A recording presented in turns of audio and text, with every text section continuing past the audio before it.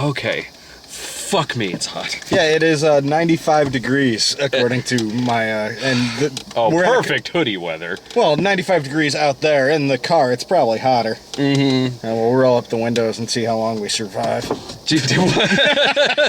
Oh man, let's review this quick. That's what it felt like when Allison and I were reviewing Ghostbusters. So yeah, this movie was only showing at the latest, it was showing at 1:45 in the afternoon. Granted, it's been out for a couple of weeks, so I texted, we were planning on seeing this movie this week, and I texted you yesterday, like, its latest screening is 1:45. You free? Yeah, sure. Let's go see Captain Fantastic. At 1:45. At 1:45. Like, and you know what? It's a perfect afternoon movie. It really is. Yeah, honestly, it makes sense that we've now seen this movie and are overlooking fields of grain right in front of us. That's not grain. Those are fucking weeds, man. Is it weeds, grain, all taste the same. Those are 6 foot tall weeds. With a nice, like, forest in the background with some clouds in the sky. Like, that actually, it's this excellent scenery to be talking about this movie. Like, honestly, we should probably also be naked right now. Well, God, yeah, actually, I joke. No one that needs would to be see my man boobs so at the moment. refreshing right now.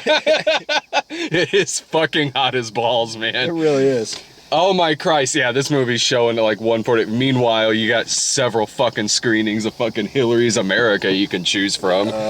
This one, far superior movie. Captain Fantastic, the weirdest Marvel movie to date. He didn't stretch at all. I don't get it.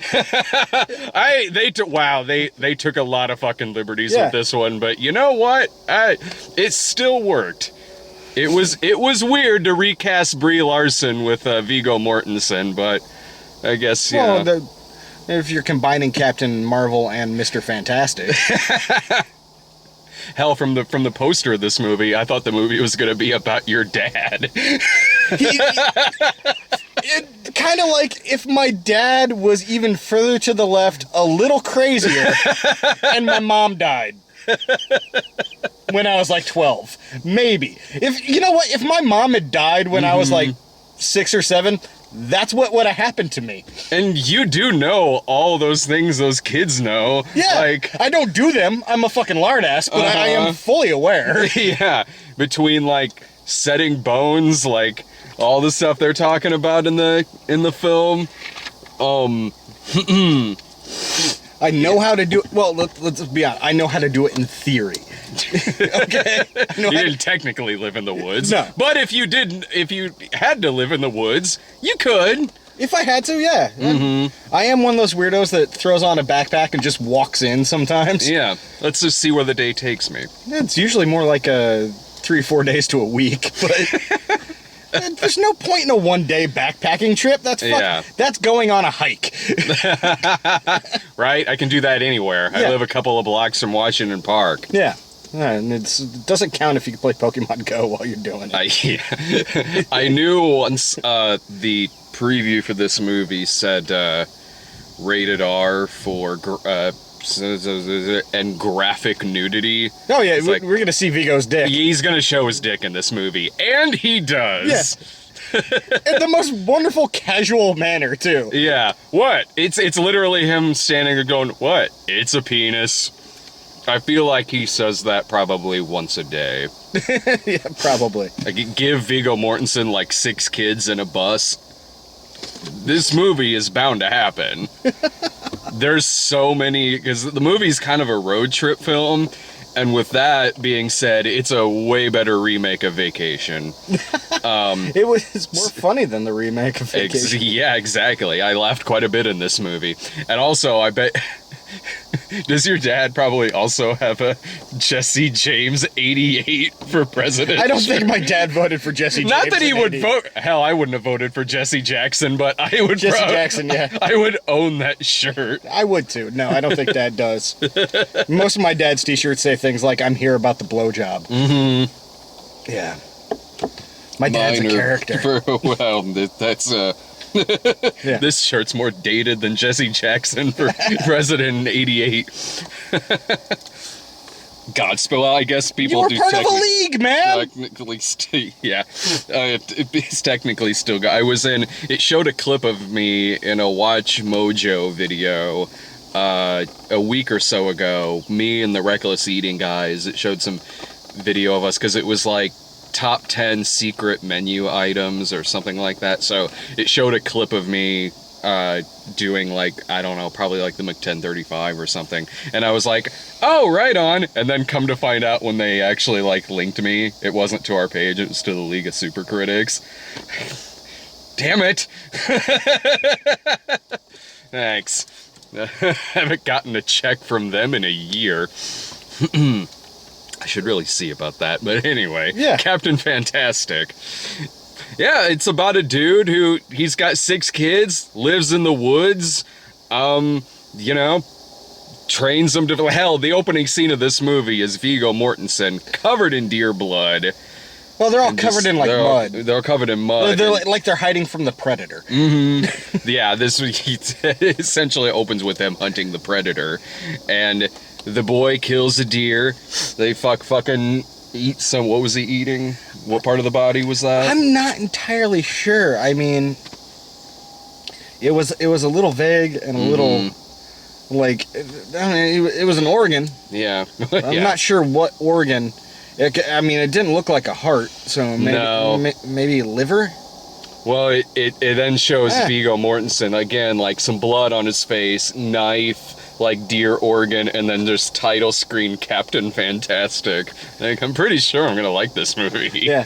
No, it was, as I was saying, it's what I call a Sunday afternoon Netflix movie, which it's good, and if you want to see it in the theaters, I highly suggest you do. I recommend seeing it in the theater. It's worth it, but at the same time, it's an afternoon movie. Like, I wouldn't want to go see this like 7 o'clock on a weekend, like, you know. I would still enjoy myself anyway. But this is one of those movies that, like, it's one of the better movies that's playing out right now. No, yeah, absolutely. But to me, it's one of those movies that it's like, it's Sunday afternoon. I don't feel like doing anything. I'm just gonna sit on the couch and watch a movie. And this is one of those movies that always kind of fits perfectly into that mode for me. And there's other movies like it, and they're all kind of similar, like slightly Little humorous. Miss Sunshine. Yeah, Little Miss Sunshine. We Bought a Zoo. Yeah. Those movies that they're amusing, but not a straight comedy, not terribly serious, light, fun, enjoyable. It's like the hippie version of, like, remember Bustin' Loose with Richard Pryor? Yeah! Yeah, I see that. You know? That's a great fucking movie. Double feature of that.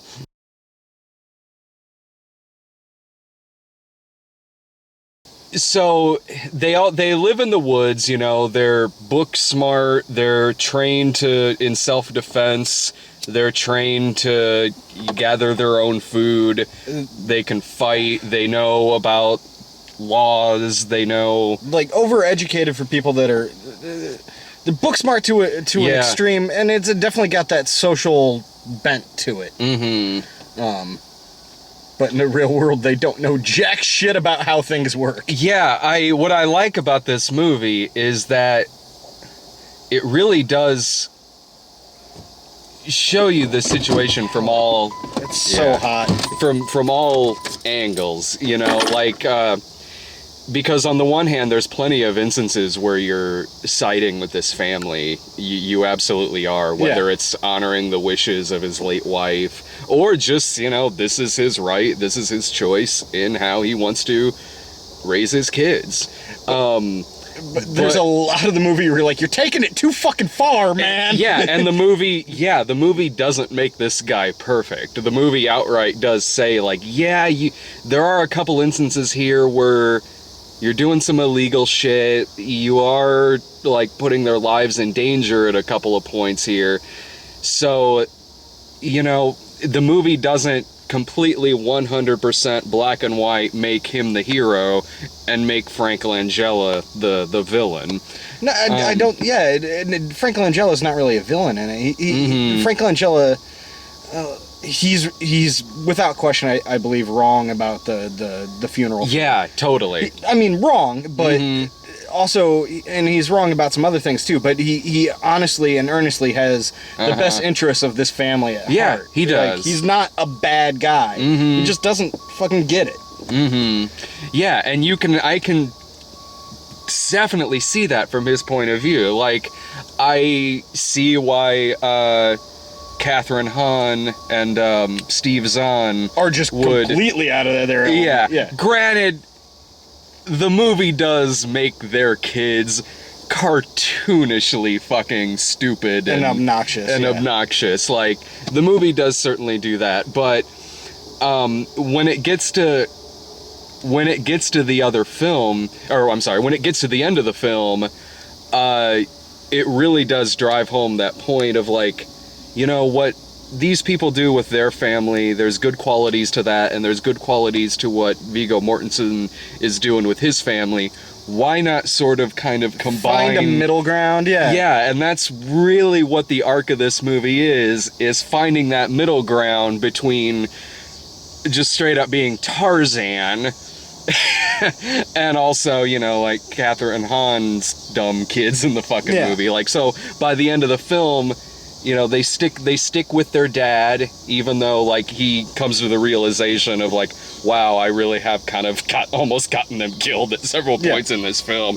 So at the end, you know, they have a house, they have a farm, the kids are going to school, the oldest kid is kind of seeing the world and whatnot. And also, like you mentioned earlier, like, another point the movie is making too is that while they're certainly book smart, while they are trained in self-defense and have, you know, a lot of good qualities about them, they know jack shit in terms of, like, being in a social situation or like a functioning society. Yeah, which is fine because sometimes those people are glorious weirdos, and you need some glorious weirdos out there. Oh yeah, but yeah, there comes a point where it's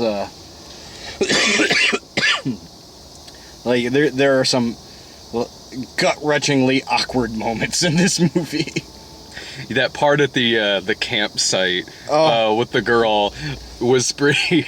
I was like, that was when it hit me. I was like, wow, I really am watching, like, a better version of the Vacation remake. Yeah. Several points in this movie you could have put Lindsey Buckingham's Holiday Road over, like, establishing shots of the bus driving through the desert.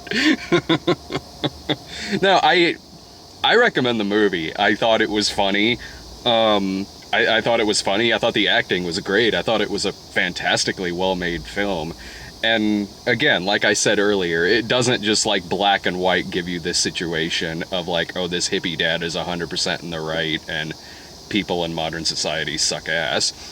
It doesn't do that. I mean, it shows the worst of each, I think, more than it shows the best of each. But it's I think the theme of the movie, if you have to boil it down to a word, is probably compromise. Yeah. You know? Yeah. But I thoroughly enjoyed that movie. That was that was a good time. And, you know, there isn't really shit else playing, so if you need to go see a movie this week, absolutely go see this if you can. If not, like, it is, like, you know, if I had my druthers, you know, it's like, this would have been one of those things I would have been happy to on a, you know, weekend afternoon with nothing else to do, go, well, let's see what this is about on Netflix or Hulu or whatever, and been thrilled to watch it in that context. Yeah, totally. But I mean, like, I'd rate it higher than just wait for it to go on Netflix. No. It's definitely worth seeing.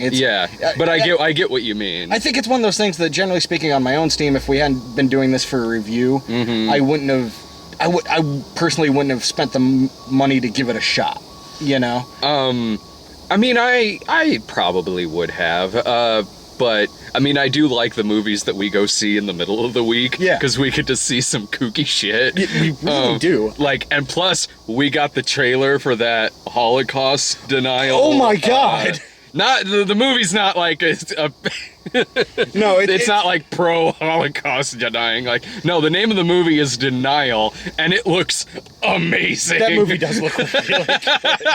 It's Rachel Weisz, right? Yeah, it's Rachel Weisz, and it takes place in 1994, and in England, where she's being challenged by a Holocaust denier to prove that the Holocaust happened, which in this movie she has to do like in a court of law, and it looks really it good. looks like YouTube comment section the movie. Because no matter what YouTube comment section you look at, somebody eventually is going to start debating the Holocaust. It's probably happened in our Hillary's America review.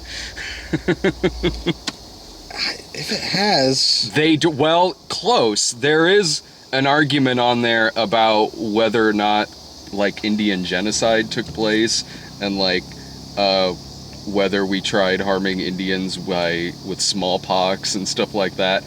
I don't know where that I'm sure maybe if I look at the entire thread, there's context to how this argument started. yeah, I mean, okay. Really? Like, honestly, I'm not informed enough on that subject. I mean, it's obvious that it happened. Whether it happened on purpose, the smallpox thing, I'm not sure. I mean, you know, quite honestly, the way we treated Native Americans in this country, I'd say probably true. Like, we did some monstrous shit to those people. Don't worry, the crux of the makers of Hillary's America basically boiled down to, I don't know, probably true. Look, all I'm saying is, prove me wrong that hologram Klansmen jumped out of a screen during Birth of a Nation. You can't do it.